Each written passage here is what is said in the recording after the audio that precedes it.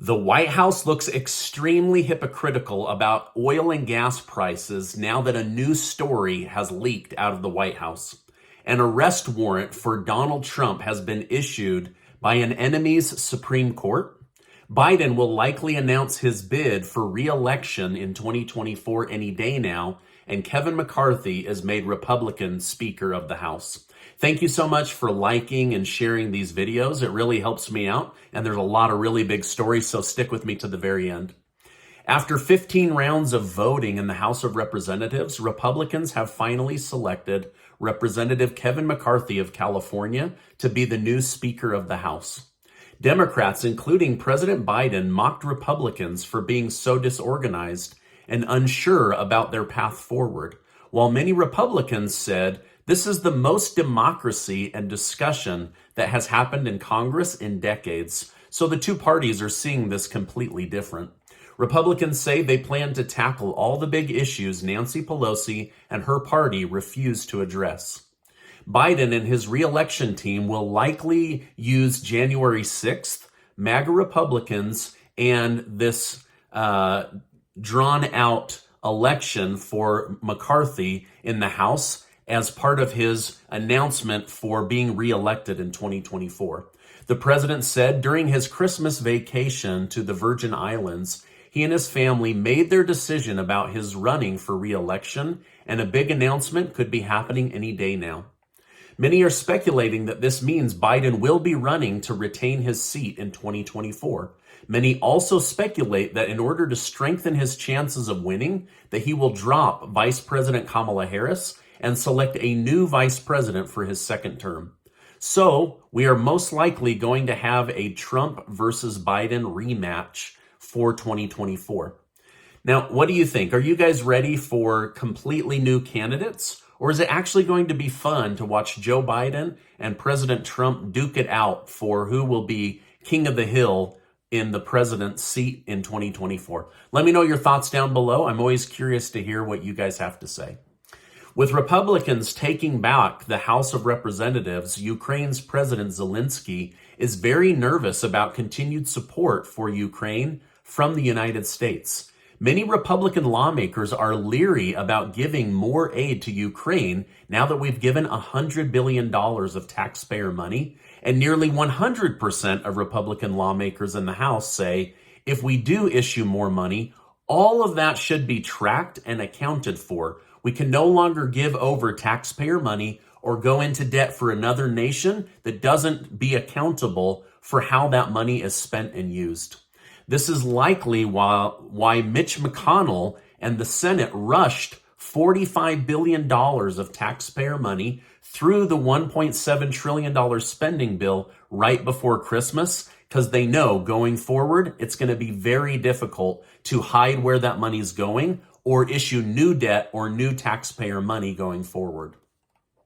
While the White House is at odds with Main Street economists and many American CEOs, the White House says all data is showing that we will not go through a recession in 2023, while economists outside of the White House and U.S. CEOs say it's inevitable, and they are shedding workers at a rapid rate, almost as fast as when we first went into lockdowns for COVID.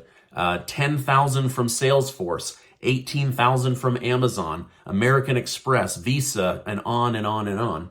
The White House is also saying, now this is rich, the White House is also saying that based on low gas prices and high unemployment, that President Biden was fully justified in killing the Keystone Pipeline on his first day in office. The White House is saying this is proof that it wasn't needed. So we've all just been through hell with inflation. This has been the highest in 40 years, and gas prices that came down, not because of the White House, but because of OPEC and because of demand and because of China going into really harsh lockdown. But now they're saying this is the proof that we didn't need it. Now, the White House has flip-flopped. Now they're saying they won't be refilling the Strategic Petroleum Reserve at this time because oil and gas prices are simply too high. So wait, these guys are heroes for killing 10,000 jobs, and the Keystone Pipeline. Then they said Americans can handle this high inflation and to quit whining. Then they said this is all Russia and Vladimir Putin's fault. They then told us to get used to the high gas prices and the high inflation. They then took credit for gas prices coming down, but refused to take responsibility for gas prices going up. And now they're telling us they can't refill the emergency oil reserves that are there for times of emergency and war because oil and gas are simply too expensive. I mean, it's insane, right? Now, they did not want this story coming out of the White House, according to what I'm reading, because President Biden is about to announce that he's going to run for president, and it looks super hypocritical, and it looks like it's putting the blame on the American people and no responsibility on the White House. I mean, it's just absolutely crazy, the gaslighting, right? Now, global economists are sounding an alarm. They say the demand for copper is going to double in the next 12 years. But we aren't keeping up with demand. And with the second largest economy in the world reopening, China that is, analysts say that the need for copper is going to increase rapidly. Now, we have roughly 200 years of copper in the ground, but we're not extracting it at a fast enough rate. And it's going to hurt us when it comes to computers, cell phones, electric cars, TVs, basically all of the stuff that you use in your modern life requires copper. And so they're now saying that the biggest element needed for these electric cars and the charging grids and the wires that go into charging that, all of that is deeply dependent on copper. So where there's demand, there's also opportunity for you to make money. Now, I want to tell you about a copper mine in Nevada that's sitting on 1 billion tons of needed metals like copper, silver, gold, tin, lead. The company is JUBA Hill Copper, and their mine is located 100 miles north of Tesla's Gigafactory in the state of Nevada. The ticker symbol is JUBAF, and you can find them on most major trading platforms. JUBA Hill has been mined for close to 100 years. This is an actual mountain, right? And it has an excellent amount of elements and base metals that they can extract and profit from. Now, the mine is covered in copper. In fact, you can see it with the naked eye in each mine shaft. As you go into the earth, you can also see it right on the surface. It's really, really neat how much there is in the area. Now, geologists have found through recent core sampling large deposits of gold, silver, lead, zinc, and tin. Plus, Nevada is a very mining-friendly state compared to its neighbors. Now, the company is run by CEO David Greenway, who has over 20 years of experience in oil and gas and mining operations. JUBA Hill sees a great opportunity with this property and believes that they will be able to significantly contribute to the copper space to help meet that alarming demand. Now, the demand will only go up over time, and mining production won't be able to keep up. And so, as you guys know from the inflation we've lived through, when there's not enough of something, the price is forced higher. So that demand is going to be there, and that demand is going to force the price of copper to go higher. And it is believed that this hill has close to 3 million pounds of copper. And so their team is super excited to be a part of extracting that and helping with the global copper demand. Now, over the summer, JUBA Hill had a pullback in their stock, just like many companies if you've been following the stock market. But now with new samples coming out and projects beginning, the stock is moving back up very, very quickly. So this is an exciting project that you'll want to research on your own, but it looks like a good buy and hold opportunity with a lot of potential in the ground. And they're very, very excited about this. Now, I'm going to leave their website down below so you can do your research online about them. You can also purchase their stock by using ticker symbol JUBAF, and they're available on most major trading platforms. Thank you, JUBA Hill Copper, for partnering on this video and letting my community know about this opportunity and also this doubling demand of copper worldwide.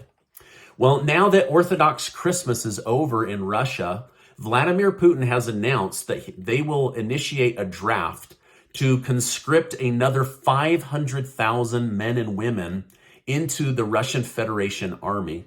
This has led many to conclude that Russia is now preparing for something much bigger, possibly a European war, and hopefully not a world war. However, this war will be much bigger, much more expensive, have a lot more human life casualty, and will go on for much longer based on the actions that Russia is taking right now. Now, it's not clear what Putin's real motives or plan are, but NATO says that they will be watching this with big questions in mind. On Friday, China signed a massive $540 million agreement between the government of China and the government of Afghanistan.